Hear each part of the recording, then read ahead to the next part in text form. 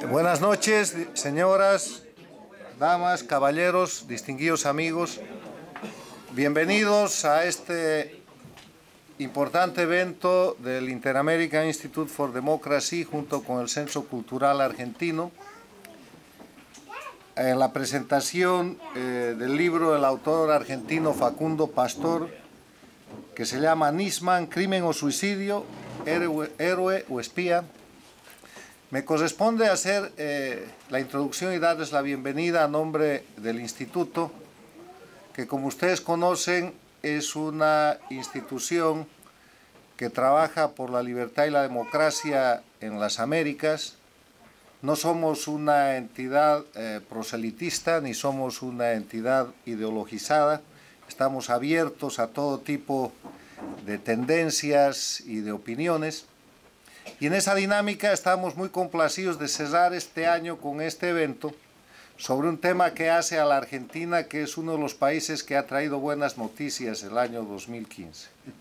La buena noticia de haber recuperado su democracia, de haber terminado con un gobierno que estuvo a punto de ser el sexto, de incorporar a la Argentina como el sexto de los países del socialismo del siglo XXI, y que gracias a la lucha por la libertad de prensa, de medios de comunicación y de periodistas pudo ser frenada. Ojalá la libertad de prensa en otros países como Venezuela, Bolivia, Ecuador, Nicaragua hubiera sido tan fuerte como en la Argentina para lograr frenar lo que hoy día son verdaderos desastres que han constituido dictaduras que encaminan a esos países a situaciones de crisis prácticamente irremediables y de consecuencias imprevisibles. El programa de hoy día va a estar organizado de la siguiente manera. Va a hacer uso de la palabra el presidente del Centro Cultural Argentino, Roberto Macho, que es también director del Inter-American Institute for Democracy. Luego el presidente del instituto, Carlos Alberto Montaner, va a presentar el libro y Facundo Pastor nos va a hablar de su obra. Cuando esto termine, van a haber preguntas y respuestas, intervención del público bajo la conducción de nuestro presidente. Bienvenidos y están ustedes en su casa. Bueno, buenas noches, bienvenidos.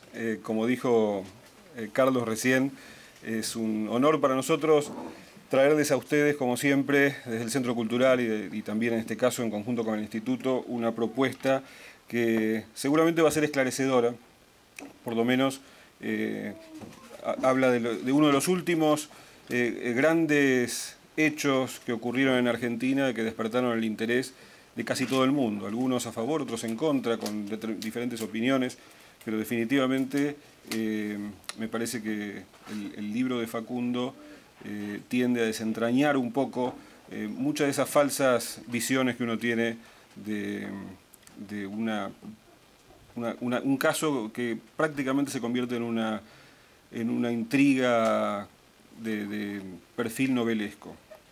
Como ustedes saben, el Centro Cultural, para aquellos que no reciben la información de lo que hacemos, es una institución sin fines de lucro que lo que hacemos básicamente es traer propuestas de cualquier índole en el ámbito de lo cultural, acercar un poco la cultura argentina, no solamente a los argentinos que viven en el sur de la Florida, sino también a la comunidad latinoamericana. Para todos aquellos que no reciben la información de nuestros eventos, entiendo que a la salida o afuera hay una hoja en la cual pueden anotar sus datos y van a empezar a recibir nuestro flyer. Como les dije recién, es un honor presentar a Facundo. Facundo es un periodista muy prestigioso en Argentina, de investigación, con un perfil de una importante objetividad, lo cual en la Argentina en los últimos años no es habitual. Él es abogado, una persona a su vez que tiene bastante humor, por lo menos las veces que lo he seguido por radio y televisión, demuestra mucho humor, más allá de que sus trabajos de investigación son de mucha seriedad y mucha profundidad, pero no todo es color de rosas.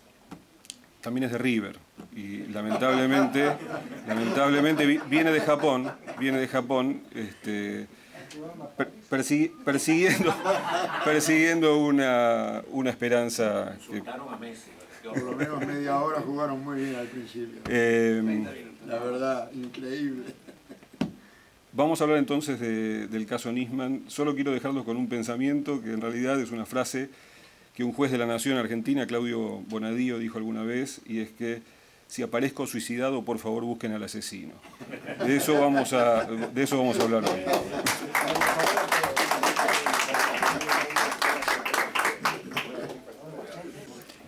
Buenas noches. Me toca el honor de presentar este libro de Facundo Pastor sobre un personaje que es muy importante para todos los hispanoamericanos, porque no se trata de un fenómeno estrictamente argentino, es decir, este señor representa de alguna manera la lucha por la justicia, representa también de alguna manera la lucha contra el antisemitismo, porque él investigaba la explosión en la AMIA, que fue una explosión directa, fue un atentado directo contra el corazón de la judería argentina, y eso probablemente le costó la vida. Yo no conozco el contenido del libro, pero tengo una enorme curiosidad por saber las opiniones del autor sobre las investigaciones de Nisman. Y sin más, por no robarle ni un minuto al contenido del libro y al autor, yo lo que voy a hacer es pedir un aplauso previo, quizás después sería demasiado tarde, para el señor Pastor. Bueno, en principio agradecerles a todos los que han venido, agradecerle mucho a Roberto, con el que empezamos a pensar un poco esta idea de presentar acá en Miami el libro Nisman, que ya lleva unos 3-4 meses aproximadamente en las librerías de Buenos Aires y que ha tenido distintas repercusiones. El caso Nisman se ha metido en la sociedad argentina de la misma manera que otros tantos temas se han metido en la sociedad argentina y ha generado una gran división. Sin mucho rigor científico, si hoy uno para a 10 argentinos por la calle, 5 van a decir que se suicidó y 5 van a decir que lo mataron, y cada uno va a argumentar de una manera. Los que lo mataron van a decir que lo mató el kirchnerismo, los que se suicidó van a decir... Entendamos que eso es una locura. La realidad es una sola y no se pueden construir dos relatos sobre una verdad. Y un poco fue ese el desafío del libro, empezar a investigar verdaderamente qué era lo que había, cómo podía ser que un hecho puntual, concreto, que sucedió, que es lamentable, que es triste, que es violento, haya tenido o tenga actualmente inclusive dos miradas tan distintas. Entonces me empecé a preguntar si el caso Nisman no se estaba mezclando un poco en la división política, si se quiere, que había un poco en la Argentina. Y cuando terminé de responderme un poco esta pregunta, empecé a entender que ya había pasado esto en la Argentina con otras cosas. Recién Carlos mencionaba el atentado a la AMIA, y Nisman era el investigador del atentado a la AMIA, un atentado que sucedió en la Argentina en 1994, que lleva más de 20 años de impunidad, donde murieron 85 personas, y sin duda se trató del atentado terrorista más brutal de la historia de nuestro país y de la historia de la región, porque no solamente afectó a la Argentina, sino que afectó a la región. Y allí también, en el atentado a la AMIA, uno bucea dentro del expediente y se encuentra con dos verdades. Para algunos pusieron un coche bomba, para otros no pusieron un coche bomba. Algunos dicen fue Irán, otros dicen hubo conexión local. Es complejo vivir en Argentina, ¿no? Porque todo el tiempo pasa esto. Y bueno, este fue un poco el desafío del libro. Yo entendí que tenía que ir a tratar de responder otras cuestiones alrededor de la historia de Nisman. O sea, hay algo que es el caso Nisman, que es el que seguramente ustedes han seguido o han recibido información, y una cuestión muy distinta es quién era verdaderamente Nisman, cuáles eran sus alianzas, cuáles eran sus estrategias, cómo había sido la investigación del caso AMIA. Él fue, insisto, desde 1997, 3 años después del atentado, uno de los fiscales. Primero empezó en un equipo de fiscales y luego se quedó solo directamente en la causa. Obviamente la sociedad argentina se debate entre este enigma principal, primario, supremo, que es ¿se mató o lo mataron? Yo entiendo que no puede haber 2 relatos sobre una misma historia, nada más poderoso y fuerte que la verdad de los acontecimientos, que la realidad. Y si bien es cierto que la Argentina en los últimos años se hizo complejo hacer periodismo, quizás porque hay algunas cuestiones un tanto confundidas, ese fue un poco el desafío del libro, reconstruir qué pasó, sobre todo en los últimos 9 días en la vida de Nisman, tratando de salir de eso que yo considero una suerte de trampa, de laberinto sin salida. Preguntarnos si fue un crimen o fue un suicidio es verdaderamente lo importante, pero a su vez también que desde el minuto 0 haya una suerte de planteo binario entre si fue un crimen o si fue un suicidio, es también seguramente un diseño, un pensamiento, una idea, el proyecto de alguien de tratar de que esto nunca se sepa. Porque si efectivamente mañana sale la justicia, podríamos después discutir qué justicia, quién, la fiscal, el juez, quién, no lo sabemos, y dice lo que sucedió con Alberto Nisman fue A, hay un sector de la sociedad que va a decir no le creo. Y si dice lo que sucedió con Nisman fue B, va a haber un sector de la sociedad que va a decir no le creo. Y a mí me pareció verdaderamente un desafío y algo muy apasionante volver sobre los puntos más concretos, la reconstrucción. Recién Roberto hablaba de una trama novelesca muy, muy triste, fue un golpe muy fuerte para la Argentina, para todos los que siempre estuvimos cerca de la causa AMIA y que investigamos y que nos acercamos al expediente. Aquella madrugada cuando nos enteramos de la muerte de Nisman, por lo menos yo pensé y volví a pensar en las víctimas de la AMIA, y en que efectivamente desde el minuto 0, como había mucha política de un lado y del otro, como había mucha política dispuesta a sacar sus ventajas desde el kirchnerismo y desde la oposición, hoy gobierno, yo dije acá el desafío es tratar de meterse en el medio e investigar qué pasó, como lo hemos investigado siempre y como lo hemos hecho siempre. Y bueno, ese es el resultado un poco del libro, reconstruir los 9 días finales en la vida de Nisman. ¿Qué fue lo que sucedió? ¿Con quién habló? ¿Con quién se juntó? ¿Quién ya no le atendía el teléfono? ¿Quiénes sí le atendían? ¿Con quién se reunía? ¿Qué programa de televisión visitó? ¿Qué llamados recibió? ¿Recibió amenazas? ¿Recibió mails? ¿Cómo estuvo en las últimas horas? En la Argentina todavía no se sabe bien a qué hora murió. O sea, no está claro si murió el 17 o murió el 18. Y hay un montón de otras cosas que fueron sucediendo también, de construcciones que se iban haciendo en los distintos medios, los medios oficialistas y los medios opositores.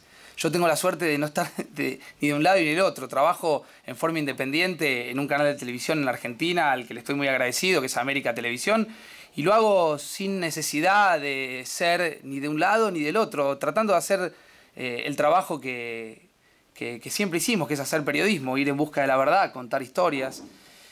Ese es un poco el objetivo del libro, reconstruir los últimos 9 días, pero a su vez también reconstruir el perfil judicial de Nisman. ¿Quién era verdaderamente Nisman? ¿Fue bueno su desempeño en la causa AMIA o fue malo?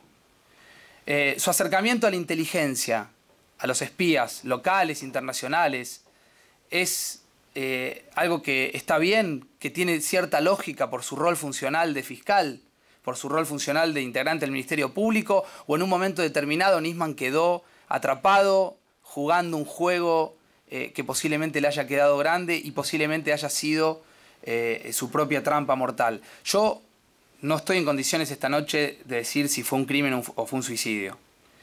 Se los digo antes para ahorrarles expectativas. Están a tiempo, aquellos que quieran irse. No, quédese, que sé que hay mucho más, no se vaya. Pero sí un poco salir de ese planteo creo que ayuda a... Un poco ese fue mi objetivo, ayuda a que el lector pueda ir reconstruyendo en el relato los últimos 9 días en la vida de Nisman y a su vez el perfil judicial de quién era Nisman, de cómo fue su llegada a la causa AMIA, de cómo fue su cercanía inicial con el kirchnerismo, después su separación del kirchnerismo. Yo sé que a veces desde afuera las cosas se ven obviamente a la distancia y hace que uno viaje, tenga la suerte de viajar por el mundo. Roberto, como es de Boca, tuvo el honor de recordar lo que pasamos hace pocos días en Japón con River. Estuvimos recorriendo distintos lugares del mundo. Hace un tiempo tuve la posibilidad de estar en Europa y es muy triste lo que a uno le preguntan afuera del país sobre nuestro país. Es muy triste estar sentado en un avión y que alguien te mencione a la Argentina como un lugar donde el narcotráfico domina o donde te matan en la calle. No, esa no es la realidad de nuestro país. Es un escenario que debe ser analizado y que en el discurso inaugural, en las sesiones parlamentarias, el presidente Macri, por suerte, hizo un comentario respecto al tema del narcotráfico. La Argentina se está a tiempo de que no llegue a tener la realidad que tiene México o que en algún momento tuvo Colombia. Hacer diagnósticos reales sobre lo que pasa en nuestro país también es el deber que tenemos desde la prensa.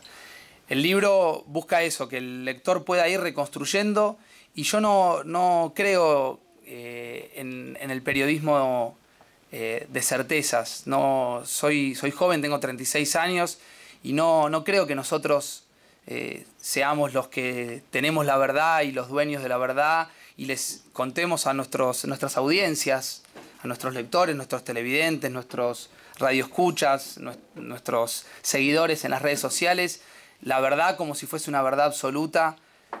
Yo creo más en un periodismo de preguntas y la idea del libro es esa, fue reconstruir los últimos 9 días en la vida de Nisman, reconstruir un poco el perfil judicial de Nisman para que ustedes mismos puedan leerlo y sacar sus propias conclusiones. Vamos a hacer lo siguiente. ¿Me quedo? ¿Voy? Hacerte preguntas, claro, sobre el libro. Y entonces yo creo que empecemos a ver. Bueno, no tuve la oportunidad de leer el libro, pero ¿qué valor le das, no sé si lo tratas al tema, al tratamiento posterior que le da el gobierno, la demonización de Nisman, la molestia con la investigación, la molestia con que la gente proteste por la muerte de Nisman? Sí. Dentro de tu hipótesis, que no tendrás algunas preguntas no tan abiertas, supongo. El tratamiento posterior del gobierno respecto a esto que ¿tu nombre? José Vélez. Que José hace fue verdaderamente lamentable, ¿no? Porque después de la muerte de Nisman, para los que por ahí no estaban siguiendo muy de cerca el caso, empezaron a conocerse detalles de la vida privada de Nisman. No las van a encontrar en el libro porque no me parecía que tenía trascendencia para la investigación, sobre situaciones de su intimidad, de su vínculo, sus salidas. Y entendemos, nunca se certificó que un sector del gobierno salió a contarle a la gente que Nisman también era eso. O sea, a los 20 días de la muerte de Nisman, en la Argentina hubo una marcha bastante importante. Se habló de 400.000, 500.000 personas marchando con una proclama que era "Yo soy Nisman". En un marco épico, porque esa jornada llovió, hubo paraguas en la Argentina y se marchó hacia el Congreso de la Nación, o del Congreso del Congreso a la Casa Rosada. Al poco tiempo el gobierno respondió. Uno dice el gobierno porque intuye que pudo haber venido de algún sector de la inteligencia. Respondió publicando unos afiches en las calles de Nisman con unas señoritas preguntándose si efectivamente después de conocerse todos esos detalles la gente seguía identificándose o no con Nisman. La verdad que me pareció lamentable, José. No, pero específicamente la cosa contra la marcha. No hagan la marcha es un golpe. No la parte que no se sabe o se puede hacer una hipótesis, sino la directa participación del gobierno contra la marcha. Sí, yo creo que el gobierno activamente, oficialmente no lo hizo. No recuerdo que lo haya hecho, sí. Todo un aparato de prensa cercano obviamente al gobierno que seguramente habrá impulsado esta idea de no ir a la marcha. De todas maneras, la marcha en su momento fue multitudinario. Igual, José, responde un poco a la introducción que yo hacía.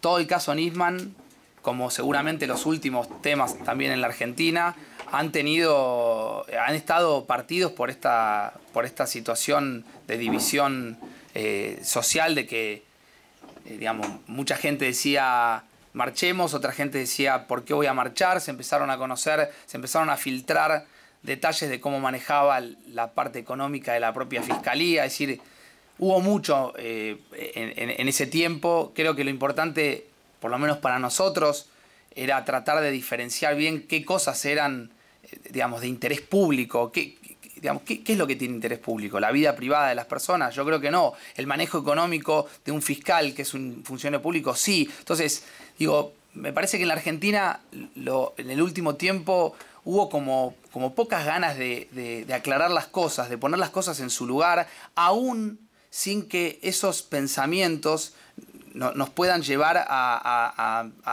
planteos, a conclusiones literales. Si yo digo que el accionar de un sector que creemos que puede haber, un sector del gobierno, en difamar la imagen de Nisman, se me puede identificar con que yo estoy en contra del gobierno. Y no todo es tan lineal o tan, digamos, concreto. Digo, y creo que lo único que nos puede llevar a salvarnos de esto es ir tras la verdad, que fue un poco lo que yo intenté con el libro, ¿no? A ver, César. Sí. César. Sí. Tengo una doble pregunta, ¿eh? César, ¿es verdad que escribiste 140 libros? No, yo hace mucho que no cuento el número de mis libros. ¿Pero 140 es verdad? Sí, no sé si son 140, pero... Tengo dos preguntas. La primera es, aunque estabas comentando que no puedes apuntar si hubo un asesinato o un suicidio, la primera pregunta es si existe alguna razón que haga pensar que Nisman pudiera suicidarse. Es decir, si había alguna razón. Esa es la primera.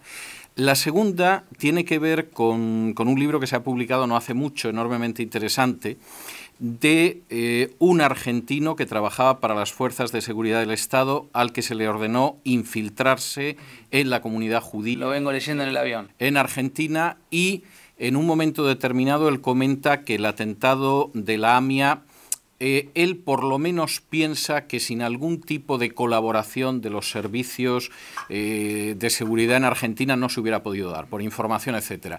En el curso de tu investigación sobre Nisman, ¿tú has visto alguna línea que apuntara a que efectivamente en ese atentado de la AMIA, independientemente de que estuviera Irán, etcétera, etcétera, pudiera haber una colaboración también de un sector de los servicios argentinos? Esas son las dos preguntas. Sí. La respuesta, y ahora la voy a desarrollar, es valioso lo que comenta César hace muy pocas horas. Era cierto, Roberto, que es un hombre con mucha sabiduría. Se publicó en la Argentina un libro que se llama Yossi, Yo soy Yossi, es el nombre del espía, de un espía argentino, un espía de la Policía Federal que estaba infiltrado en la comunidad judía en la Argentina durante muchísimos años. Llegó a ser un hombre muy importante de la organización sionista argentina, y después con el tiempo, bueno, él no pudo soportar más porque... sí. No era judío. Sí, no era judío. No era judío. Se llamaba José Pérez. Se hacía pasar por judío. Claro, durante mucho tiempo la Policía Federal lo infiltró en la comunidad con una idea que algunos de ustedes conocerán, aquella idea del plan Andinia, el plan Patagonia, de que el Estado de Israel iba a buscar otro lugar, otro territorio en el mundo para instalarse. Bueno, en cuestiones de épocas muy pasadas, lo infiltraron y efectivamente él siente que los partes de inteligencia que iban sucediendo y que iban pasando y que él iba pasando pudieron haber sido muy importantes para perpetrar el atentado. La sospecha de que un sector de la inteligencia y de la inteligencia de la policía, que son dos cosas distintas, una es el ámbito de la inteligencia nacional y otro es el área de inteligencia de la policía, hayan sabido, es factible, es algo que siempre se intentó probar, fue difícil probarlo. Hay una suerte de lógica detrás de esto, teniendo en cuenta que desaparecieron pruebas que tenían mucho que ver con las primeras horas de la investigación y que se sospecha que esas pruebas desaparecieron para no demostrar que un sector de la inteligencia estaba adentro de las células dormidas iraníes en la Argentina y que de alguna manera, como estaban dormidas, un sector de la inteligencia para dejarlas caminar las inyectó y al inyectarlas sucedió lo que sucedió y después no había manera de explicarlo. Digo, esto es algo que no es un disparate, al contrario, es algo que se investiga hasta el día de hoy después de mucho tiempo. Yo descubrí que Nisman buscaba un arma. El sábado, previo a que apareciera sin vida, el fiscal buscó un arma. Esto no lo digo yo, lo sostienen 3 fuentes distintas que están dentro del expediente, que son independientes entre sí. A las 9:23 de la mañana del sábado previo a su muerte, Nisman se comunicó con un amigo comisario para pedirle el arma y no la consiguió porque el amigo le dijo que estaba muy lejos en Mar del Plata. Después de este llamado al comisario Ricardo Bogoliuk, Nisman al mediodía manda a uno de sus custodios a comprar sushi y lo hace subir, y cuando lo recibe le pide el arma ya abiertamente. El custodio le dice: ¿pero para qué usted quiere un arma? La quiero porque bueno, necesito cuidarme por si viene algún loco y me ataca. El policía se siente incómodo con el pedido, era su jefe, y disimula que, bueno, fíjate, el lunes te averiguo, y finalmente no le entrega el arma. Y el tercero al que finalmente le solicita el arma y se la entrega es a Diego Lagomarsino, que es el hombre que finalmente certifica que le dio el arma. ¿Cómo sabemos que todo esto es cierto? Bueno, lo podemos presumir porque son 3 fuentes distintas que no están conectadas entre sí y que en forma separada los 3 declararon que Nisman buscaba un arma. Pues entonces debiéramos preguntarnos para qué Nisman quería un arma. Digamos, si tenemos claro que Nisman pidió el arma y esto está acreditado en el expediente, la pregunta posterior es ¿para qué quería un arma? ¿Tenía miedo? ¿Quería tomar una decisión extrema? No lo sabemos ni posiblemente lo vayamos a saber, pero hay, digamos, una de las poquísimas certezas que el libro, que el expediente, más que el libro, porque yo tomo muchas cosas del expediente, tienen, es que Nisman buscó un arma, la buscó durante 12 horas, la buscó insistentemente hasta que la consiguió. Esto nos dice algo. Muchos de ustedes pueden estar pensando, este periodista piensa que se suicidó, entonces nos vamos. Yo no puedo, digamos, trato de ser muy prolijo en esto y muy responsable. Yo les cuento lo que investigué. No puedo de eso sacar conclusiones y decir, como buscó en forma desesperada un arma, se suicidó. No lo sé. No lo sé. Y creo que una de las cosas importantes de estos tiempos es aprender a decir también que uno no lo sabe, que uno no lo pudo conseguir, que no hay manera de saberlo, que la persona con la que podríamos contrastar toda esta información ya no está ahí, era Nisman. Lo que sí está claro es que el valor que en el sistema legal argentino tiene los indicios son, digamos, y tienen efectivamente una fuerza y un poder probatorio.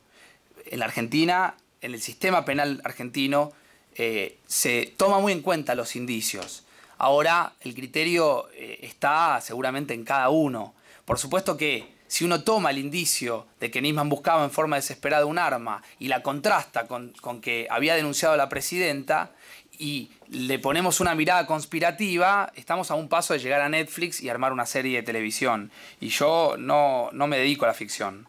Yo hago periodismo y fui tras los datos que había en el expediente. Los datos que había en el expediente, muchos de ellos no me cerraban y traté de contrastarlos con una propia investigación, y eso fue lo que volqué en el libro. Una pregunta. Yo uruguayo, mi nombre es Mauro. Perdón. Gonzalo Rivera de Venezuela. Tú estás hablando de expediente, estás hablando de la justicia argentina. Y Argentina, igual que todos los países latinoamericanos, somos muy presidencialistas. El caso Nisman fue silenciado muy intencionalmente por la presidencia en aquel momento. Hasta se contradijeron en los intentos de silenciarlo. La pregunta es sobre el sistema judicial argentino, la Fiscalía Argentina, y son 2 preguntas. Este caso, dentro de una presidencia nueva, distinta, va a progresar, puede progresar, tiene viso de poder llegar. Y la segunda pregunta no está directamente relacionada con el libro, pero sí nos interesa desde el punto de vista de Venezuela en particular. El caso de la señora Bonafidi, que ya sí está en los tribunales. ¿Qué posibilidades tiene de que ese caso, que hayan delitos y que se demuestren? Mira, retomo lo último. Respecto al caso Bonafini, no conozco, por eso la verdad que no conozco el expediente, no conozco la causa, por eso preferiría, digamos, no responderla, porque no sería serio ni preciso de mi parte responder algo sobre un expediente que no conozco. Respecto a la posibilidad de que el caso avance con una nueva presidencia,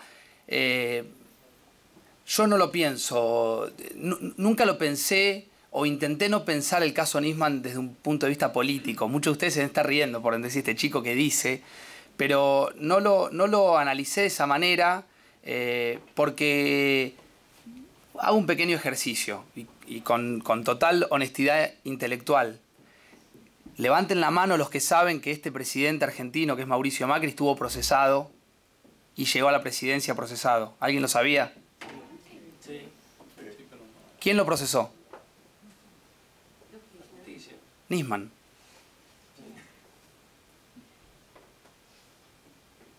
No entiendo la referencia. Bueno, la referencia es que no se puede pensar el caso Nisman como que el kirchnerismo o el macrismo, digo, es digamos, verdaderamente riesgoso pensarlo desde ese lugar. De hecho, si hay una persona que odiaba más a Nisman que la propia presidenta, fue Mauricio Macri. Porque lo procesó por una causa polémica en donde existió un espionaje, escuchas telefónicas ilegales, que se las adjudicaron a Macri, como que Macri inició una suerte de seguimiento de algunos personajes, y dentro de esos personajes había un familiar que era víctima digamos, del atentado. Entonces, Nisman, como era el investigador del atentado, dijo, yo voy a investigar esto, y lo terminó procesando a Macri.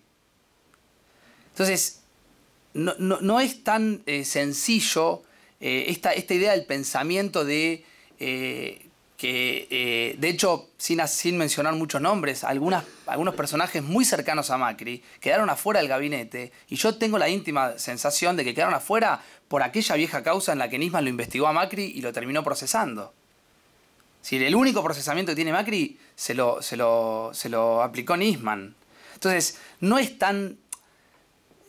Hacíamos recién unos chistes con Roberto, que bien vale la pena siempre el humor para matizar estos momentos. No es tanto River y Boca en la Argentina. Hay otras cosas. Es otro el nivel de complejidad que tiene nuestro país. No vengo acá a contarles que Argentina es Disney World, ni mucho menos, pero digo, respecto a la justicia, el kirchnerismo ha tenido mucha influencia y ha ejercido una gran presión sobre determinados jueces, sobre todo los jueces federales, que son los que, entre otras cosas, investigan los delitos que involucran a funcionarios públicos, ¿no? Es decir, yo no vine a defender a nadie, al contrario, vine a contarles la realidad de un lado y del otro, porque tengo la tranquilidad y la honestidad intelectual de que yo no estoy ni parado ni de un lado ni del otro, y aparte creo que no hay lados. No hay lados. Eso fue una construcción que le hizo mucho mal a la Argentina, y creo que efectivamente hubo mucha presión sobre algunos jueces. No fue el caso de esta fiscal a la que acaban de sacar de la causa, que es la doctora Fein. La causa tiene 3 destinos. O fue un suicidio, entonces hay que archivarla porque el suicidio no está penado como no es una conducta tipificada en nuestras leyes. O fue inducido a un suicidio, ¿sí? Que alguien lo empujó, lo acorraló, lo llevó, pero que la acción mecánica la pudo haber cometido el propio Nisman, o que alguien entró y lo mataron, ¿sí? Son los 3 caminos. La fiscal Fein, desde el minuto 0 de esta causa, fue muy ridiculizada por los medios. Entonces, si yo entro caminando hoy a dar esta charla, de hecho me pasó que algunos me saludaban y me decían, ¿y el autor del libro? No, soy yo. Entonces, si yo entro a esta charla vestido de Batman, todo lo que yo pueda después decir va a ser completamente muy difícil que ustedes lo crean. La fiscal Fein es una mujer de unos 60 y pico de años que está mucho más cerca de retirarse que de comenzar con sus desafíos profesionales, que tiene un aspecto de abuela. Entonces, como todo se juega desde el punto de vista político, los medios contra el gobierno salieron a decir, esta mujer va a investigar. Yo la conocí. La mujer tiene 40 y pico de años en el fuero de instrucción. Es una fiscal más. Ahora, si yo la miro desde el punto de vista conspirativo, y sí, voy a decir, el bolillero del sorteo cayó en la más viejita.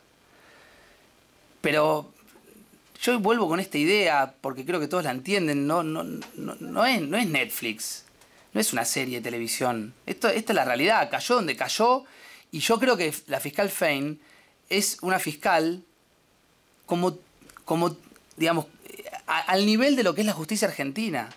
Pero ojo, si la fiscal Fein es berreta, somos todos berreta los argentinos. ¿Sí? No solo la fiscal Fein señalada y nosotros la miramos desde un lugar como, o sea, es una fiscal más, investiga con lo que puede. Se difundió un video, por ejemplo, que se cuestionó mucho sobre cómo la policía había realizado ese video. ¿Cómo se lo presentó este video en los medios? Como el video que prueba que a Nisman lo mataron. Entonces, yo estaba escribiendo el libro, era un domingo, por allí está mi mujer y mis hijos, y dije, listo, cierro la computadora, no escribo más. Porque si yo no tengo esa información, si yo no accedí a ese material, el libro es digamos, no sirve. Me senté frente a la televisión, decidido a ver cómo... Y lo que mostraban era un video de la propia policía filmando la escena de la muerte y haciendo lo que la Policía Federal Argentina hace en todas las escenas de las muertes de todos los casos. Es decir, trabajar mal. Ahora, eso linealmente a mí me permite concluir que a Nisman lo mataron. Me falta. Yo quiero decirles, créanme, que yo este libro lo empecé al revés de lo que de alguna manera uno empieza las cosas. Lo empecé con una idea. Lo empecé con una idea contrafáctica. Yo dije, lo mataron. Vamos a buscar las pruebas. Y las pruebas no están. No aparecen. Y es muy difícil acceder a más de lo que yo pude acceder. Y es muy complejo. Tampoco con esto quiero decir que se suicidó. Digo, la idea, por lo menos de mi planteo, es que abramos la cabeza en este sentido y que podamos recibir toda la información y sobre todo dudar. Duden inclusive hasta de mí si quieren, pero duden, porque se han instalado muchas certezas que no han sido quizás las más favorables para la propia resolución del caso. Norberto. Yo concuerdo contigo en separar la parte política de la parte netflixiana, como vos decís. Lo que duele mucho como argentino, uno que vive afuera y conoce como... Tomemos el atentado de París. Llevó 48 horas para descubrir, tomar preso. Ni hablar. Tomemos cualquier otro caso, y no es el 100%. Acá explota un avión en el medio del aire y se llega a saber en qué cuadradito de ese avión se consigue. Sí. Entonces yo la pregunta que te hago es, la investigación tiene algo de arte, pero es una ciencia. Estamos en el año 2015. Totalmente. Yo puedo saber quién toca la puerta de mi casa a cualquier hora, qué color de ojos tiene, quién es. Me hacen un fraude de tarjeta de crédito y lo sé en 15 minutos. Es inaceptable, científicamente, profesionalmente, que las cosas se duden de la manera que se duda. Entonces, creo que hay un berretismo generalizado. Entonces, hay que traducir berretismo o berreta para... Una pobreza de proceso intelectual. Entonces, es inaceptable inclusive la discusión cuando después de 9 meses no se pueda llegar a una conclusión, porque las pruebas muestran tendencias. Se llega a un punto donde alguien tiene que tomar una decisión racional basada en los hechos que se saben. A mí me da mucha pena y es una vergüenza nacional. Acordémonos lo que llevó el asesinato más peor atentado que eso fue Río Tercero, sí, cuando el expresidente, para limpiar el inventario de la venta de armas a Ecuador, voló un pueblo. ¿Con cuántos muertos hubo? Sí, no me acuerdo, pero... Entonces, o el caso es de un asesinato que hubo en un barrio cerrado en Córdoba, que después de 10 años, en un barrio cerrado, la justicia argentina y la investigación argentina es paupérrima. Paupérrima, pero yo no por eso te digo que digo, en eso coincido. Y se llega a la parte política, y desgraciadamente... En eso coincido, pero hay algunas cuestiones muy, digamos, concretas en lo que se ha avanzado. Se han tomado pruebas, se ha tratado de profundizar, sobre todo... A ver, yo me olvido la palabra Nisman, la dejo en un minutito acá atrás. Yo hace 15 años que investigo crímenes desde el punto de vista periodístico y siempre, y todos nuestros peritos, amigos, maestros que nos han enseñado y colegas más grandes que yo, esto es el cuerpo, el arma y la escena de la muerte. Digo, nos olvidamos absolutamente de quién era Nisman, de qué estaba investigando, de todo. Ese rigor científico, berreta o no berreta, va a arrojar cosas. ¿Había alguien o no adentro del departamento junto a Nisman? El arma, ya les hice hincapié respecto al arma. El cuerpo, un detalle que para mí es central, que es el cuerpo no tenía marcas. No había una sola marca en todo el cuerpo de forzamientos, de pelea. Por eso hay algunos elementos de la investigación, del área científica, quizás de lo más rescatable, porque si no, digo, yo coincido con usted y creo que la justicia argentina tenemos una justicia berreta. Nosotros también lo somos. O sea, no son ellos berretas y, digamos, todo es de esa manera. Ahora, hay algunas cosas en donde uno tiene que parar y decir, bueno, ¿qué hay? ¿Qué hay efectivamente? ¿Hay un arma? La muerte se dio con un arma que el mismo fiscal buscó. ¿Pero quién dice que lo buscó? El que se la entregó. Pero por ahí miente. Entonces aparece otro testigo que dice, a mí también me la pidió. ¿Se conoce con el otro? Y no. Es un custodio y el otro era un asesor informático. Apenas se veían... Y después aparece un tercer testigo que declara en la causa y dice, a mí también me la pidió. Entonces hay algunos pocos elementos para concluir que Nisman tenía miedo. Ahora, eso no nos lleva a resolver obviamente el caso. Posiblemente no lo vayamos a resolver. No hagamos ese esfuerzo porque, digamos, esta noche seguramente no lo vamos a resolver. Pero sí lo que yo intenté con mi investigación es ponerle al lector los hechos objetivos.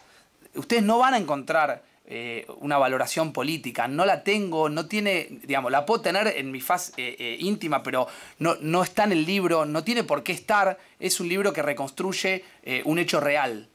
Y un hecho real es real, sucede de una manera. No puedo yo estar vestido con un pullover blanco. Tengo un pullover negro, es así. Y eso es incontrastable. Y es un poco según cómo te la cuenten o cómo te la quieran contar. Pero también depende un poco de nosotros, de qué es lo que queramos escuchar y cómo nos paremos frente a algo a un enigma tan complejo, ¿no? Una Freshman y después la señora. ¿Yo? Sí. Gracias, Carlos. Luis, mi nombre. Perdón. Era otro. ¿Había alguien más antes? No, está bien. ¿Sí? ¿Seguro? Sí, después Juan. Y la señora después. Volviendo al tema berreta, no berreta, ese problema es muy serio. O sea, el problema de que hay una policía, un cuerpo investigador o un sistema judicial que no es profesional, yo pienso que es parte de la raíz de todo, e independiente es parte de la raíz del problema. Yo me acuerdo con el caso AMIA, al principio que se decía, bueno, hay alguien está desviando la investigación, alguien que está dentro, y todo tipo de teorías conspirativas. Tanto este caso como el anterior tienen cosas en común. Una, estoy totalmente de acuerdo contigo y me parece bien que lo trates de enfocar en forma objetiva, es la ineptitud del aparato profesional que investiga. O sea, recuerdo que en el caso AMIA, el primer momento, hubo desapariciones de todo, de evidencias y cosas que se hicieron mal. Y pienso que es un problema en general en América Latina. En eso estoy de acuerdo y pienso que es ahí donde es posible poner una reforma para hacer a esta gente más profesional. No sé cómo se puede hacer. Debe haber alguna manera. Pero hay otro elemento que a mí me parece que en todo ese elemento especulativo, y hay algo que tú le bajaste un poquito el perfil, o sea, lo desmereciste un poco. O sea, puede ser que tengas razón. Todas esas especulaciones que vos dijiste, que hacía la gente, se suicidó, lo mataron, nadie tiene evidencia, pero hay como hipótesis que la gente tiene. Que la gente piense así es común, porque la gente, nadie le puede decir a la persona no pienses, no creas, pero que el gobierno lo haga, es una cosa mucho más seria de lo que vos presentás. Sí, sí, no, ahí, mucho más seria ahí coincido. De hecho, el gobierno, en lugar de decir hay una investigación, dejémosla correr, cosa que hasta Bill Clinton, cuando lo investigaban por la Levinsky, dijo hay una investigación, sí, no me quiero meter. No, acá... Acá hay, o sea, la presidente Kirchner... No, está claro. No, coincido. Quizás no... A la mañana dijo una cosa y a la noche dijo Sí. No fue de mañana a la noche, sino de un día a otro. A ver, quizás no coincido plenamente con vos y en la respuesta revalorizo un poco esto, es decir, sí. El exgobierno argentino, el gobierno saliente, no se ha caracterizado por manejar de la mejor manera su comunicación. De hecho, lo que Luis comenta... Hubo una conducta inaceptable. Sí, porque inclusive... No supieron manejar la comunicación. Inclusive la vía que utilizaron, la presidenta en Facebook publicando una carta, después declarando, después dando una cadena nacional, recuerdo, sentada en una silla de ruedas. O sea, eso fue verdaderamente, bochornoso y de un muy mal manejo, de lo que después terminó sucediendo, porque ustedes imagínense que la gente tiene una mirada muy paternalista de quien comanda el país, con lo cual vos... Con el nivel de dudas que hoy tenemos a casi ya un año, en esas horas eran mucho más profundas. Te sentabas a esperar un resultado o a un discurso de la presidenta que dé un discurso con cierta institucionalidad y te encontrabas con se suicidó, al rato no sé, habría que ver. Sí, yo coincido, ¿no? Lo han manejado de manera pésima. Ahora, yo no podría establecer un análisis lineal que el mal manejo que ellos tuvieron tiene que ver con la búsqueda de que el caso jamás se esclarezca, ¿se entiende? Es decir, tuvieron un mal manejo, pero porque tuvieron un mal manejo porque nunca les importó absolutamente nada respecto a cómo se manejaban mediáticamente, ni cómo se dirigían hacia la sociedad. Ahora, eso es un elemento real y concreto. ¿Les importó desprestigiar a Nisman cuando Nisman estaba investigando a ellos? No, pero fue posterior el desprestigio. Cuando a Nisman lo empiezan a desprestigiar, cuando ya Nisman muere. No, pero Nisman los estaba investigando a ellos. Sí, pero el desprestigio... O sea, tenían una razón por la cual desprestigiarlo a Nisman. Sí. Lógicamente. Pero el desprestigio vino posterior a la muerte de Nisman. Y bueno, sí, obvio. O sea, el argumento del gobierno pero vino también antes. El gobierno se comportó de tal manera que pareciera que estaba tratando de demostrar que Nisman se merecía morir. Claro. Y hay un delito de la presidenta. ¿Cómo? Por detener a la justicia. La presidenta ejerció su poder de presidenta para detener la justicia. Es un delito en la justicia argentina. Y no sabemos qué pasó con las decisiones que hubo posteriormente con respecto al caso. O sea, mereció el caso 2 veces. El caso, vos decís, Luis, las investigaciones de Nisman contra el gobierno. Contra el gobierno. Sí, en ese caso... También quedan dudas ahí. Que quedan dudas ahí. De hecho, el libro mío tiene un capítulo cuando Nisman investiga a la presidenta, denuncia a la presidenta, dice básicamente que la presidenta, el canciller... y hace nombre del diputado Elía, 2 o 3 personas más, y menciona a un agente de inteligencia.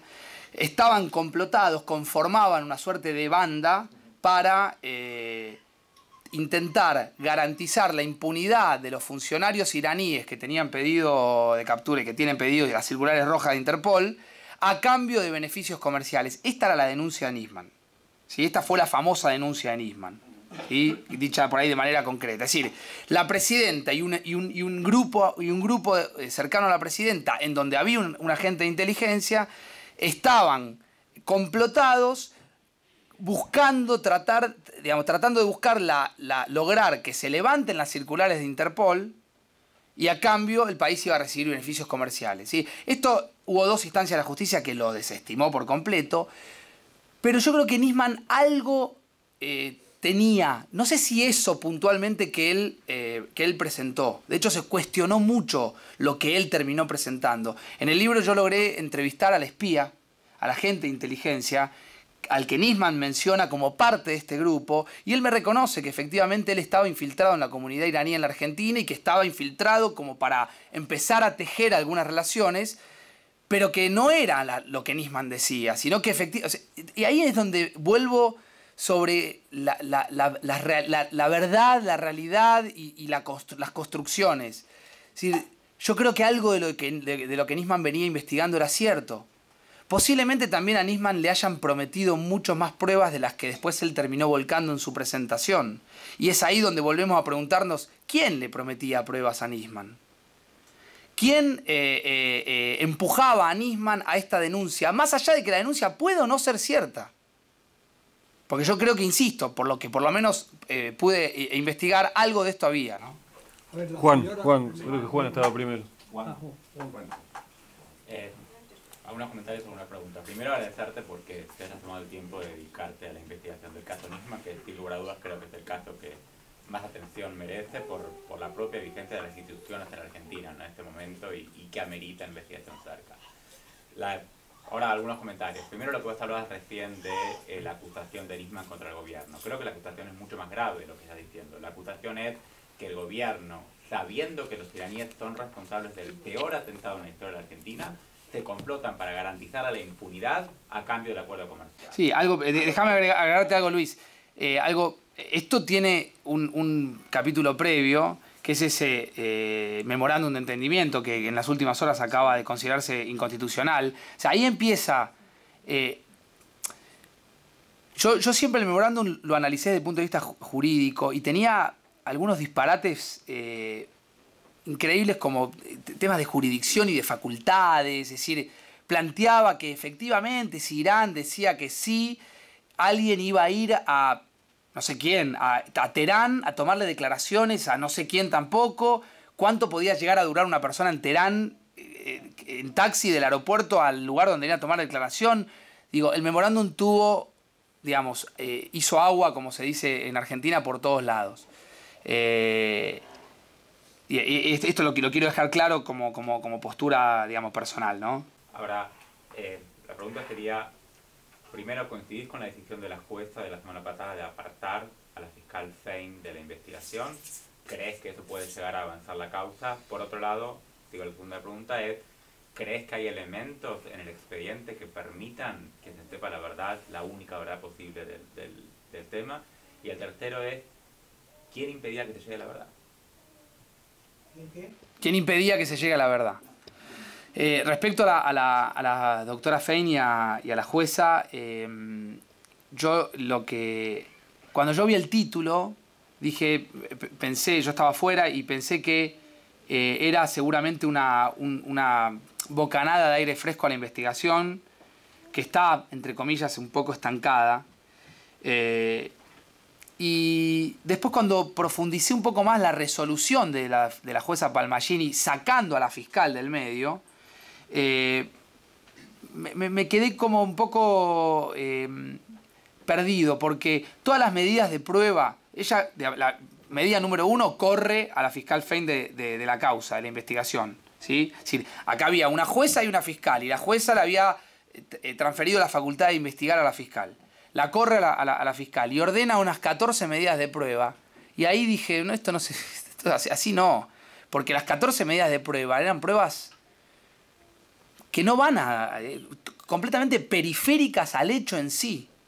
Acá todo el tiempo hay que hacer este esfuerzo y este ejercicio de sacarnos la palabra Nisman de la cabeza y volver a los hechos objetivos de lo que sucedió adentro de ese departamento en el horario en que Nisman supuestamente lo mataron. Si fue el sábado entre las 8 y las 12 de la noche, o si fue el domingo entre, digamos, las 7 y las 12 digamos, del mediodía o las 11 del mediodía. Ahí quiero que aparezca algo nuevo. Y cuando uno ve que hay una resolución, uno tiene la esperanza de decir, bueno, apareció un mail y no aparece. Todo es periférico. Que se amplíe la declaración testimonial de tal cosa, que se revise tal cosa, y siempre van a terminar ahí, digamos, el problema que el caso tiene es que tiene claro, que es una muerte, que hay que esclarecer qué pasó, técnicamente, profesionalmente, como comentaba él, técnicamente, qué fue lo que sucede adentro. O sea, estamos hablando de una persona que muere de un disparo en la cabeza con un arma, cómo estaba el cuerpo, cómo estaba el arma, quiénes entraron, quiénes no entraron, pueden haber, los vecinos vieron algo, las cámaras de seguridad, todo eso quedó a un costado en la Argentina. Y eso es lo que trata de profundizar mi libro. Pero está en el expediente. Está en el expediente. ¿Eso permitiría? Sí, lo que pasa es que volvemos sobre lo mismo. Está en el expediente. Imaginemos que mañana la nueva jueza con un nuevo gobierno sale y dice, efectivamente a Nisman lo mataron. Va a tener que argumentar cómo fue la mecánica homicida. Si hay una muerte, si hay un homicidio, hay un autor. Bueno, ¿quién es el autor? ¿Lago Marcino, que fue el último que le entregó el arma? ¿Un custodio? ¿Un iraní que se metió por la ventana? O sea, el riesgo de este caso es que nos pasamos horas y horas y horas hablando de todo lo otro y no de esto. ¿Qué hay en el expediente respecto a la mecánica de la muerte? Tenemos un cuerpo, un disparo, un arma, una escena que la complejizaron los medios y la complejizó la política. Porque es un baño de 4x4. La complejizó la investigación siendo berreta. Entonces... Hay una pregunta ahí. Sí, yo quería compartir la tristeza de ser argentina, de la edad de las viejitas, porque yo vi la Argentina verdadera, que vos no, la buena, que espero que ahora vuelva, porque no sé si ustedes la crearon, porque los jóvenes son los que vivieron los últimos 30 años de Argentina. Así que yo conocí la mejor Argentina. Y por desgracia, la justicia, aunque se encuentre quien sea el culpable, no va a hacer nada. Porque yo tengo un apellido que se llama Gravenheimer. El caso Solange Gravenheimer. Sí, conozco el caso, claro. Es mi sobrina. Así que yo puedo hablar de que no hay... O sea, podemos escribir libros, podemos películas, cualquier cosa, pero la realidad es que Argentina es una vergüenza. Porque yo conocí otra cosa. Esa es la verdad. Sí, que se descubra quién fue. Conozco el caso de tu sobrina, conozco y sé también que hubo deficiencias severas en la investigación. Y encuentran quién es, tampoco pasa nada. Sí, y que al día de hoy es un caso que no tiene resolución y que no tiene un culpable. Bueno, eso es No, bueno, digo, detenido, a eso me refería, ¿no? Reconocido, a eso me refería. Hay una pregunta por ahí. Sí. ¿Cómo evaluás los aportes que hizo la ex mujer de Nisman, Arroyo Salgado, con toda la investigación que hizo, donde aparentemente se demuestra que fue un asesinato? ¿Hay alguna evaluación en tu libro? Sí. ¿Vos la hiciste? No, la doctora Arroyo Salgado presentó una investigación con peritos contratados por ella y llevó adelante una investigación, y muchas de las cosas que planteaba fueron incorporadas en el expediente y discutidas en una junta técnica forense y una junta médica. Y la realidad es que el expediente la contradijo después. O sea, acá ella sostuvo que había una persona dentro del departamento con el fiscal Nisman. Obviamente no pudo ampliar y profundizar sobre quién era, cómo entró, de qué manera, y que esa persona tenía una rodilla apoyada en el piso. No sé tampoco cómo lo pudieron establecer. Que logró poner a Nisman con una rodilla apoyada en el piso y presentaron un croquis, imágenes de cómo se habría llevado adelante el homicidio. Eso obviamente la fiscal lo agarró, lo incorporó y como se contradecía, hay un tema en técnica forense que es el desarrollo y el comportamiento de las manchas hemáticas, las manchas de sangre en una escena de la muerte. Sobre todo la dinámica que las manchas de sangre tienen en relación a cómo sucede un crimen. Por ahí hay chicos y no hace falta amplificar mucho sobre esto, pero los peritos explicaron que por la dinámica de las manchas de sangre, el planteo que había hecho Arroyo Salgado de una segunda persona adentro, en base a que las manos tenían una mancha acá, otra acá, y que la mesada era completamente imposible. Después se discutió lo otro, que tiene que ver con la junta médica, que son médicos, 15 médicos, 13 dijeron que avalaban la idea de un horario de la muerte que contradecía a los 2 médicos de la propia Arroyo Salgado. Esto es lo que hay en el expediente. El tema de la pólvora es... El tema de la pólvora no es como se dice. Nunca se hace un barrido para tratar de buscar pólvora. Eso es algo muy antiguo, es una idea instalada popularmente. Vamos a ver si le quedó pólvora en la mano. Eso no existe, no es así. Es plomo, bario o antimonio. Son 3 componentes químicos que se desprenden de la perforación, del accionar de un arma, digamos, claro, de la explosión, pero no me sale la palabra técnica, el activado contra el percutor, exactamente. En el caso del arma utilizada en la muerte de Nisman, es un calibre 22, es el más chico del mercado, y sobre 10 pruebas que haces, 5 te dan que como esas balas no suelen tener percutor, sino que le pega contra lo que tiene. Yo no conozco nada de armas, odio las armas, pero por ahí hay alguno que conozca más de armas. Como le pega en un lugar que no es efectivamente el percutor, hay algunas pruebas que dan positivas y otras que dan negativas. Nunca se buscó pólvora, se buscaron 3 elementos químicos, que son plomo, bario y antimonio, y algunos decían que había un poco de uno, un poco de otro. También es cierto que las 2 manos del fiscal estaban manchadas con sangre y que ahí hay un corrimiento de prueba porque la sangre arrastra, obviamente, todo tipo de elementos, ¿no? José. No, una aclaración sobre la investigación de esto de que Nisman podría ser un NN, que se esgrimió mucho. Es imposible investigar este crimen sin considerar que es Nisman. Es como investigar la muerte de Kennedy sin tener en cuenta que era el presidente. Tengo todas las cuestiones que giran alrededor del hecho de que sea Nisman, que acababa de imputar al presidente de la nación por homicidio por un trato con otro gobierno, todo eso tiene necesariamente... Encubrimiento. Tiene que formar necesariamente parte de la hipótesis, porque la altera en absoluto. Sí, claro. El reduccionismo a la cuestión médica, el reduccionismo a la cuestión técnica, eso está intentando encubrir todas las otras circunstancias. A mí como investigador, si fuera investigador, el hecho de que se quiera llevar la cosa a una cuestión estrictamente técnica, médica... Que necesitas a la ciencia. Es para mí, por supuesto que la necesito como auxiliar, pero no es la que marca el ámbito... Bueno, entre las medidas de prueba nuevas que la jueza le pidió a la fiscal fue remitir la causa que fue cerrada en 2 oportunidades, remitirla. Yo coincido con vos que el escenario, yo cuando hago el ejercicio, lo hago, no es algo determinante lo que yo te planteaba. En algún momento hay que hacer lo que vos decís.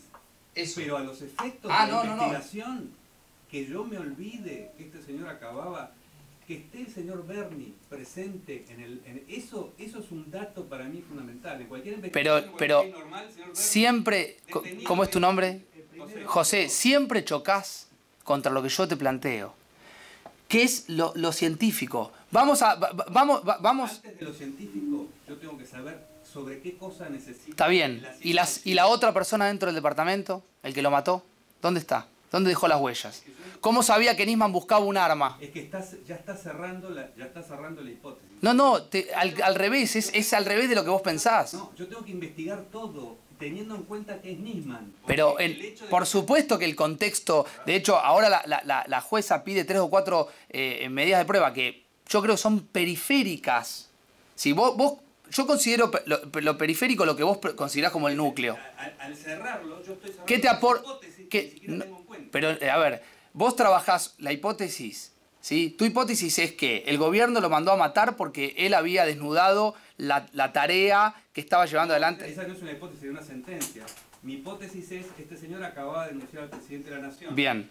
A la presidenta Hasta ahí coincido. Después de haber denunciado al presidente de la Nación, desde el jefe de gabinete, a la presidenta de la Nación, a todos los diputados, a los medios públicos, etcétera, se dedicaron a intentar, primero, que no se investigue, segundo, que no se haga la marcha. ¿Que no se investigue qué? Que no se investigue un homicidio porque esto es un suicidio, todo el aparato de propaganda del gobierno. Y tercero, a intentar desprestigiar a Nisman. Eso para mí es un elemento, como si me dijeras García Belsunce, acá investigo este hecho por el encubrimiento, voy mucho más directo a qué es lo que pasa. Perfecto. Ese punto yo coincido. El escenario, el contexto, ¿sí? El contexto yo coincido que es importante. Pero siempre necesitas un autor. No, al final, por supuesto. Pero por supuesto. Y bueno, es ahí donde te digo que... Si yo lo busco en una pequeña jaula nunca lo voy a encontrar. Si lo busco en el ámbito ancho... No importa dónde lo busques, vos tenés que buscar adentro de la escena de la muerte los datos que te conduzcan a poder orientar la investigación hacia un homicidio. No es la pericia médica.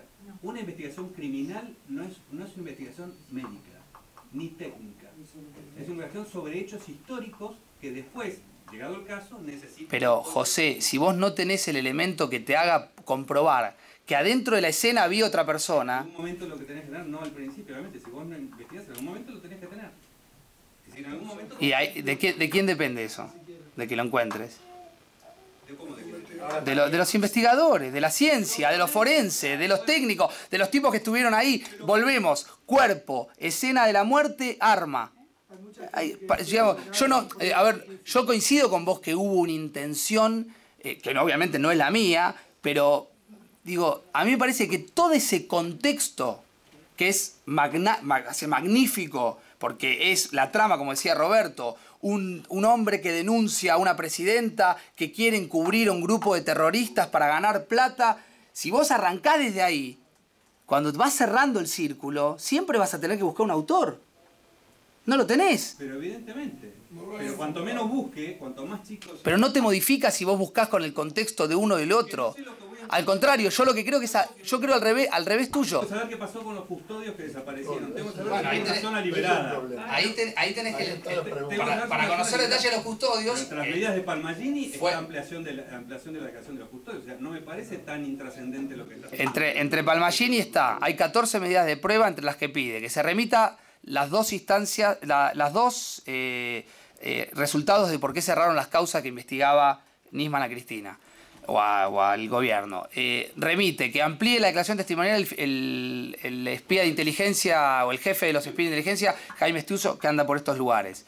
Pide que se profundice la tarea de los custodios. Mi libro denuncia que los custodios no lo cuidaban, sino que lo controlaban. Y que al controlarlo le pasaban información. Aún así, digo, te dejo en claro esto para que vos veas cuál es el enfoque de mi libro. Yo en el libro demuestro que existen triangulaciones telefónicas entre los custodios y gente cercana a Jaime Estiuso. Entonces, ¿los custodios lo cuidaban o lo controlaban? Ahora, pongo punto a la frase. ¿Esto concluye que fue un homicidio? No. No. Que sea Nisman, como yo te digo, tampoco concluye que sea un homicidio. Empieza, es tu primer paso. O sea, lo que yo digo es, ¿cómo voy a descartar el hecho de que sea Nisman? No, pero no me... que le pegaron un balazo en un auto. Sí, hay un momento donde vos tenés que decir, este hombre está acá, pero ¿cómo te mensajes se hacen las pericias? Entra un perito y dice, ¿quién es? ¿Presidente, fiscal, ministro? Digo, es científico eso. Ahora, ¿vos crees que nunca va a haber una conclusión o crees que esta jueza al final... Porque cuando vos me decís que hay 13 médicos... El problema no es... No, dígame. O sea, en algún momento, si hay un juicio oral, y 13 médicos dicen murió a las 9 de la mañana y 3 dicen murió a las 8 de la noche, el tribunal oral va a decir que murió a las 9 de la mañana. 13 contra 3. Esto es más o menos Barcelona arriba. Bueno, otra más. El problema, primero, para que haya un juicio oral van a tener que encontrar un autor, porque en la Argentina no podés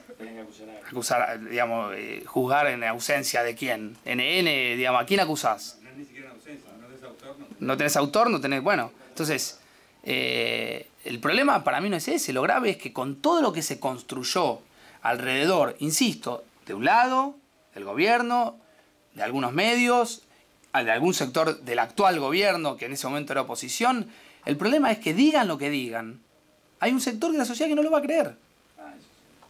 Y bueno. Una última pregunta ahí tenemos. Buenas noches, mi nombre es Gustavo Lemos, soy ecuatoriano y me ha tocado hacer diferentes cosas en mi actividad. Una de ellas fue el ver la parte de la seguridad interna del año 84-88 en mi país y tomando el ángulo del tema escandaloso, que indudablemente eso no tiene nombre, del atentado a la AMIA por la cantidad de víctimas, etcétera, podemos pensar que Nisman se suicidó, pero yo no creo que los judíos dinamitaron una mutualista que servía a todo Buenos Aires, por no decir a toda Argentina. Pero el tema es el siguiente, que quizá usted como autor no lo conozca, precisamente porque ocurrió en el Ecuador. Acabo de hablar por teléfono con uno de los oficiales que intervinieron en el año 1982 en el Ecuador. No era la presidencia para la cual yo trabajé, era el doctor Osvaldo Hurtado, un hombre conocido, que estaba ya encargado del poder porque el presidente titular falleció en un accidente y concluyó su periodo del año 84 y luego viene la elección en que gana Febres Cordero. El hecho, porque no me gusta a mí tampoco irme por otros lados, es lo siguiente. En la edición de Expreso, el diario Expreso de Guayaquil, si quieres yo puedo darle la nota, del día 27 de noviembre del año 82, en uno de los varios diarios, consta una explosión en la Embajada de Israel, en Quito, Ecuador, explosión que por desgracia mató 2 personas, una de ellas una señora embarazada que pasaba por la calle al momento que explotó este paquete, ¿no? Otra persona más y 2 personas heridas. Nunca logramos saber, ni en mi época, ni en los años que le quedaban al gobierno del doctor Hurtado, quién fue. Ahí quedó el tema. Pero sí hay un antecedente importantísimo, que precisamente un custodio de la policía del Ecuador, del embajador argentino, israelita, que se llamaba Eliezer Armón, ese era el embajador en Quito. El momento que él sale en el auto del embajador, al lado del chofer, el embajador atrás, no sé si iba a la izquierda o a la derecha, observa que un tipo en una motocicleta lo estaba siguiendo. Él por walkie-talkie alertó a la policía, le dijo al embajador que mejor regrese, porque veía que lo estaban siguiendo, un hombre con una motocicleta. El embajador aceptó, regresó a la embajada, él a continuación, con el accionar por su radio de mano, logró que detengan a la persona. Ese hombre aceptó que había estado haciendo vigilancia, y estamos hablando esa detención en agosto del año 82. La explosión en la embajada de Israel fue en el mismo año, en noviembre. Él acepta haber estado vigilando, haciendo un seguimiento incluso al embajador, es detenido, luego por obra y gracia de las cosas que ocurren en la justicia, en cualquier país, no solo en la Argentina, salió en libertad. Pero jamás se llegó a saber quién hizo el atentado con explosivos. Pero yo pregunto, si tenían tanto interés, un grupo terrorista ecuatoriano, porque quien lo hizo todavía vive, es un hombre de gran importancia en el gobierno actual, porque perteneció al grupo terrorista que se llamó Alfaro Vive Carajo, o sea, esas eran las iniciales con que ellos actuaron. Es decir, el autor de la vigilancia y del seguimiento, que lo cogieron infraganti, porque él además cuando el embajador regresó, se quedó una cuadra, pensó quizá que no lo habían visto, ¿no? Y ahí lo cogió la policía, lo investigaron, como repito, y aceptó que él había estado haciendo esa vigilancia.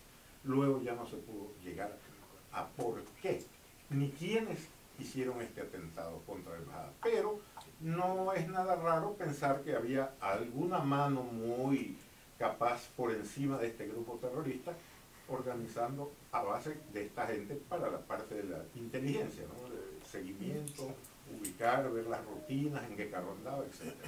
Y luego viene el tema de la AMIA. Hasta ahí puedo llegar, yo tampoco puedo saber. Bueno, siguiendo un poco lo que dice nuestro amigo ecuatoriano, al que le agradecemos la historia, que obviamente no conocíamos, Entre otras cosas, Nisman había desarrollado y había investigado mucho, y un poco en el libro también lo cuento, lo que para él había sido el desarrollo de Hezbollah en la región, entrando a través de diferentes referentes que generalmente pasaban como agregados culturales, agregados de negocios. Esa era la tesis Nisman. Nisman sostenía que a partir de los años 80, un poco en coincidencia con lo que nuestro amigo recién contaba, la revolución iraní había penetrado la región intentando exportar las ideas de la revolución iraní, y él sostenía que había una red muy armada entre Argentina, entre Brasil, no conocía la historia de Ecuador, hacía referencia a Uruguay. Esa era la tesis Nisman. De hecho, en el dictamen del 2006 de la causa AMIA y en el dictamen del 2011 de la causa AMIA, Nisman ratifica esta historia. En la Argentina lo señala a Mohsen Rabbani como el responsable de manejar esa inteligencia, a tal punto que en el año 2007 hubo un intento de atentado aquí en los Estados Unidos, en el aeropuerto John F. Kennedy, en donde el FBI logró detener a una célula que estaba por volar las tuberías del John F. Kennedy, un hecho que en su momento, lo pueden googlear, fue muy resonante acá, sobre todo post-2001, ¿no? Y esa investigación con la que el FBI trabaja es la base que Nisman aporta a la justicia norteamericana. Nisman era un referente del FBI en la región, y eso también un poco lo cuento en el libro. La versión Nisman acaba de ser ratificada por el ex canciller Timerman, con lo cual el gobierno anterior también avala la hipótesis de que Irán fue el responsable. Sí, sí. Timerman hace unas horas, no sé bien dónde, hizo unas declaraciones reconociendo que él consideraba que el atentado a la AMIA lo puso... Sí, sí. Bueno, estoy de vacaciones. Pero bueno, está esa discusión permanente. Yo, la verdad que creo, un poco respondiendo a lo que Luis Norberto me planteaba recién, creo que va a ser complejo que se llegue a una verdad. Y yo realmente lo lamento, como argentino, como joven y como periodista, que suceda esto, porque tenemos la experiencia de la AMIA, recién lo comentaba César, a 20 años todavía sigue habiendo investigaciones y periodistas que publican, y también hay verdades contrapuestas, hay gente que piensa una cosa, se habla de una conexión local, se habla de un coche bomba, se habla de Ibrahim Hussein Berro como el conductor suicida, algunos dicen es un invento, esto favorecía a los Estados Unidos porque en ese momento los Estados Unidos estaba en guerra con Irán, después Estados Unidos termina solicitando un acuerdo nuclear. Yo no soy un especialista en geopolítica ni mucho menos, pero es verdaderamente muy complejo, y lamentablemente estos casos que tienen destino de impunidad forman parte de una trama compleja en un mundo, por supuesto, complejo en el que vivimos todos nosotros, ¿no? Yo pregunto, si yo tengo la idea de suicidarme, ¿para qué voy a traer custodios? Sí, bueno, él estaba custodiado, tenía 3 equipos de custodio permanentemente. Si yo me voy a suicidar, no necesito custodios. Le voy a pedir a César que haga una conclusión. Y bueno, les voy a contar también que Facundo trajo algunos libros, no son muchos, así que alguno de ustedes que esté interesado en llevarse el libro, seguramente con todo gusto Facundo los va a autografiar. Déjame Roberto, y lo dejo cerrar a César, agradecerle a todos que hayan venido, que se hayan tomado un rato. No sé si hay gente que vive acá o que está de vacaciones, veo muchos argentinos, y creo que también nos salva un poco esto, ¿no? Poder charlar, poder permitirnos intercambiar ideas, pensamientos, conclusiones, discutir acaloradamente sobre algo que verdaderamente nos preocupa. Agradecerle obviamente a Roberto, está por allá Opi, la gente de Infobae, está Fede Greenberg. Fede, te agradezco en serio de corazón que haya venido, y está mi familia por allí, así que bueno, muchísimas gracias a todos.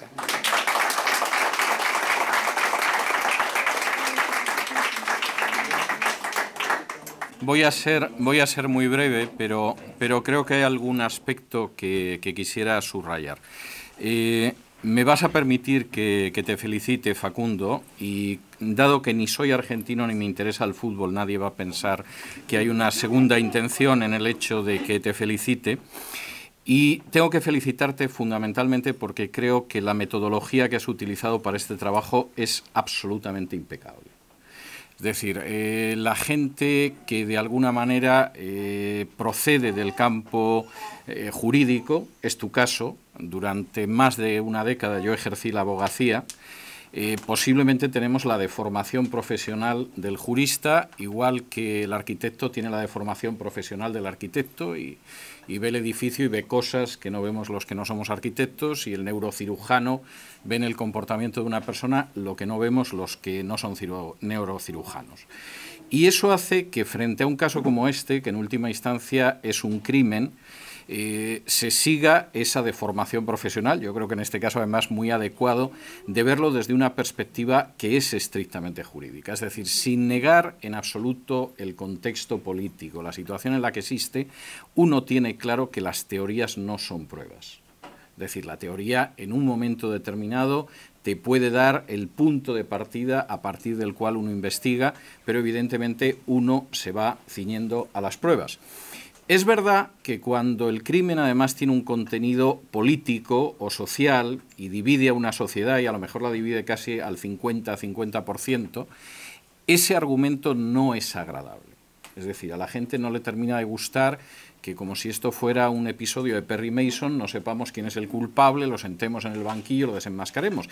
Pero es que realmente cuando se realiza un periodismo de investigación serio y riguroso, la persona que lo realiza no es un adivino, no es un novelista y, por supuesto, no es un especulador. Es la persona que va reuniendo las pruebas y llega hasta donde llega, y como en el caso tuyo, que confesabas hace unos instantes, a mí me hubiera gustado llegar hasta allá, pero he llegado hasta donde se puede llegar porque yo me estoy sustentando en pruebas físicas y no en una especulación que puede acertar, pero que en cualquier caso, mientras no pase de ser una especulación, pues no es nada más que una especulación y no se puede dar como la resolución de un caso.